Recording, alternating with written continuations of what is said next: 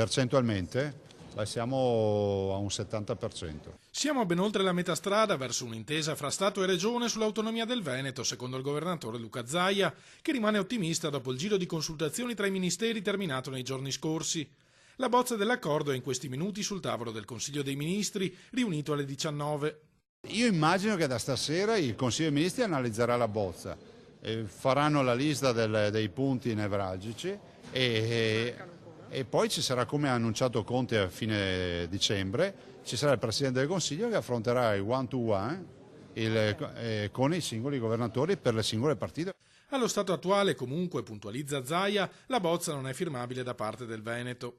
Vanno risolte delle criticità, se no no. Cioè bisogna che ci siano criticità risolte, ma lo sappiamo, non mi preoccupo perché abbiamo lo spazio per trattare ancora. Del resto, ragazzi, questa lo sapevamo dal primo giorno che non era una passeggiata.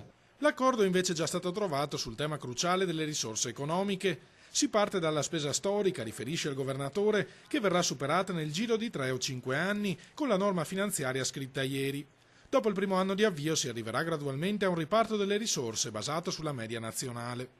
La norma finanziaria, come si dice, l'articolo riguardante la norma finanziaria, come è stata discussa ieri, a noi va bene. Puntuale la risposta alle critiche di chi vede nell'autonomia una forma dolce di secessione o il pericolo di un aumento delle disuguaglianze. Non possiamo accettare che qualcuno dica che questa è la secessione dei ricchi, perché vuol dire prima non rispettare la Costituzione, dopo non aver capito nulla. Idee diverse ce ne sono molte, allarga le braccia Zaia, ma quelle più inaccettabili arrivano sorprendentemente da colleghi governatori. Non posso accettare che ci sia il collega De Luca che invece di fare una battaglia per portare a casa l'autonomia, fa la battaglia perché gli altri non abbiano autonomia. Vuol dire che sì, la campagna ha scelto l'assistenzialismo, ce lo dica. Ottimista il presidente Veneto anche sull'iter del provvedimento, che dopo la firma tra Stato e Regione arriverà blindato in Parlamento.